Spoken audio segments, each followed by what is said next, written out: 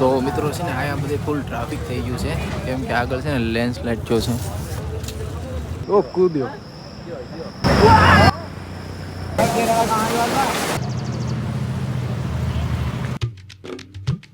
તો હર હર મહાદેવ મિત્રો, અત્યારે અમે હરિદ્વારથી નીકળી રહ્યા છીએ સોનપ્રયાગ તરફ. તો હવે છે ને અત્યારે અમે અહીંથી નીકળ્યું જો અમે અહીંયા રોકાણા હતા.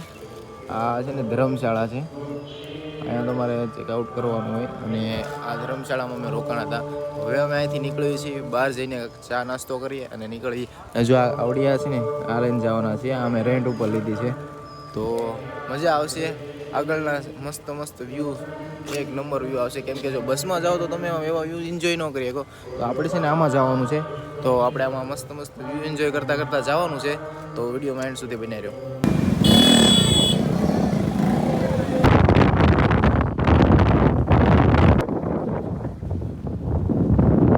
તો મિત્રો અત્યારે અમે છે ને હરિદ્વારથી નીકળીને આવી ગયા ઋષિકેશ, અને ઋષિકેશમાં આ તમે નજારા જોવો.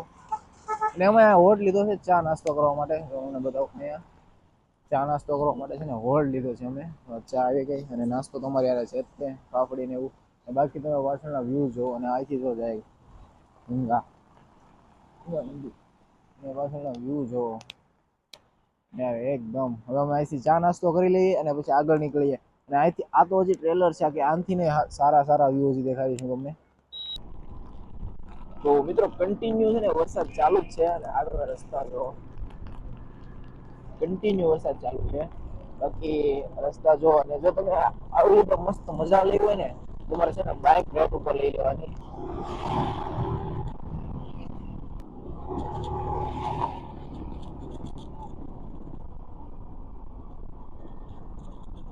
જો મિત્રો અત્યારે અમે બસમાં જતા હતા ને, તો અમને એવો એક વ્યૂ જોવા મળ્યો છે ને, એવો વ્યૂ. તો એ તમારો જો વ્યૂ જોવો હોય ને, તો તમારે ઉત્તરાખંડમાં આવવું પડે. એમ જોવો તમને એકવાર.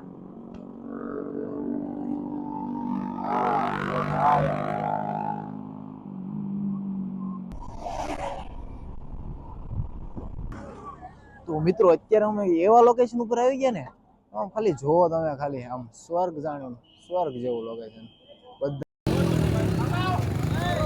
તો નીકળો યાર, તમે લોકો ઘરેથી નીકળો. બાકી આમ જોવો તમે, કોઈ ન હોય ને તો ખાલી 2 જણા નીકળો. અમે ખાલી 2 જણા છો, આ વાળો ભાઈ, ઋતિક વાળો ભાઈ અને હું, અમે 2 જ નીકળી ગયા છીએ. આમ જો ખાલી જોવો યાર. આવું આપણે છે ને કે ત્યાં કે જોવા ન મળે, આપણે આવવું પડે તો જોવા મળે.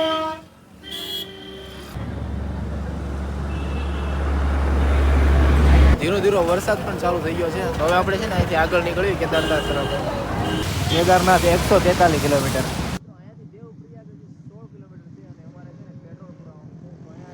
દેવપ્રયાગ 16 કિલોમીટર આગળ આવતા પેટ્રોલ પંપ આવે છે. તો હવે અહીંથી અમે પેટ્રોલ પુરાવશું અને પછી જઈશું આગળ.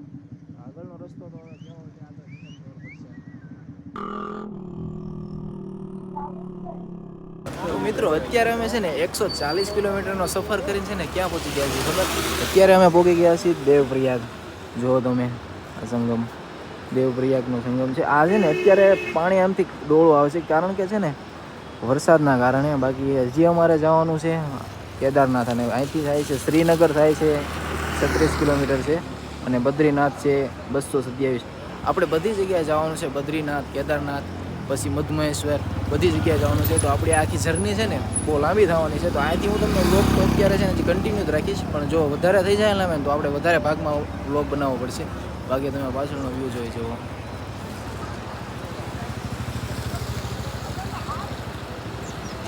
મિત્રો અહીંયા છે ને ભાગીરથી અને અલકનંદા છે ને એ ભેગી થાય છે. જો તો આમથી આવે છે ભાગીરથી, આમથી આવે અલકનંદા, બે ભેગી થાય એટલે ગંગા નદી બને.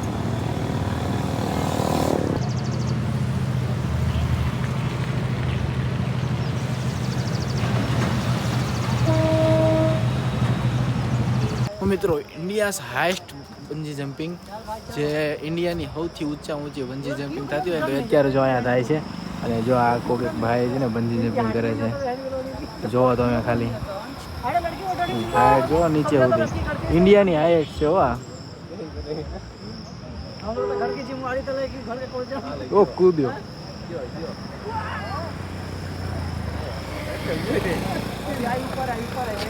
ओ भाई साहब, ओ पूर्णिया में नीचे वो चल जाता है। सबसे हाईएस्ट यही है। सबसे हाईएस्ट है इंडिया में। 119 था, 209 सारा का पता। જો ગાઈસ કેવો કોમેન્ટ કરો આપણે કરવી પડે કે નહીં આ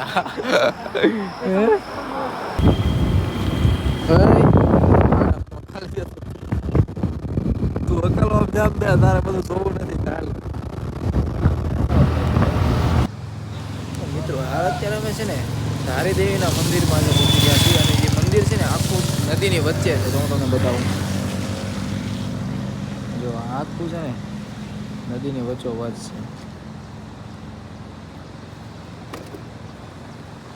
બાકી જો હવે આગળ હજી તો અમારે ઘણો સફર છે કમસે કમ 100 કિલોમીટર હશે 100 કિલોમીટર હજી આગળ જવાનું છે પછી તમને બાકીના વ્યૂ જો અને બાકી જોતા રહ્યો વિડીયો બાકી તો તમારે આવા બધા વ્યૂ છે ને એન્જોય કરો હોય ને તો બસમાં નહીં આવવાનું છે ને ત્યાંથી એક રેન્ટ ઉપર લઈ લેવાની બાઇક કોઈ પણ તો અમે આ રેન્ટ ઉપર લીધી હતી પર ડે છે ને 600 રૂપિયામાં તો હે બેગ લઈને આવજો ઘરેથી હા ઘરેથી લઈને આવો તોય ચાલે બાકી અહીંથી તમારે જો રેન્ટ ઉપર લેવે ને તોય ચાલે તો ચાલો આગળ જઈએ કેવા વ્યૂ આવે છે જોઈએ એન્જોય કરતાં કરતાં પોગવી તો મિત્રો છે ને અહીંયા બધે ફૂલ ટ્રાફિક થઈ ગયું છે કેમ કે આગળ છે ને લેન્ડસ્લાઇડ જો છે જો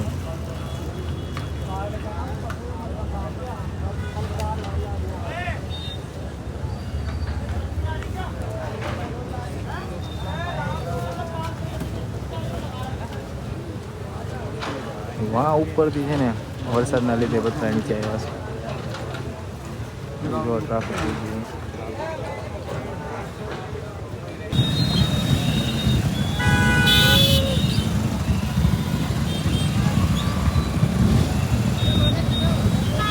હજી પણ પથરા પડે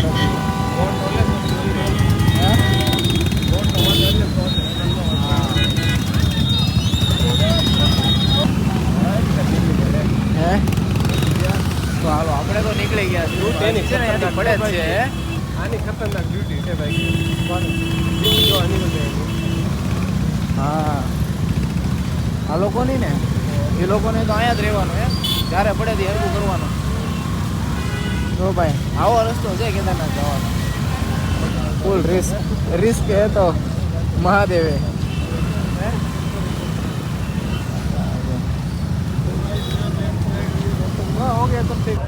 તો મિત્રો પાછો છે ને કેદારનાથ જવાનો આગળવાળો રસ્તો બંધ છે કેમ કે ઉપરથી છે ને વધારે વરસાદના કારણે લેન્ડસ્લાઇડ છે બાકી કમસે કમ 2 કલાકથી તો અમે ઊભા છીએ પણ હજી એમ કહે છે કે 2 થી 3 કલાક થશે જો આ છે ને જો ભક્તિની કરો સીધી સાફ કરે છે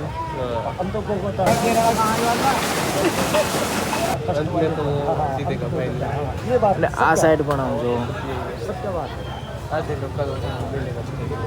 કમસે કમ હજી 2 થી 3 કલાક થશે અને હજી ક્યારે સત્તું થાય કે નક્કી નથી મિત્રો કમસે કમ 4 થી 5 કલાક પછી રસ્તો ચાલુ થઈ ગયો છે તો હવે અમે અહીંથી નીકળું છું સોનપ્રયાગ તરફ તો 4 થી કમસે કમ 4 થી 5 કલાક લાગી કેમ કે ઉપરથી છે ને વરસાદના કારણે બધું હેઠું જ આવતું હતું જેટલું કાઢે ને એટલું હેઠે આવતું હતું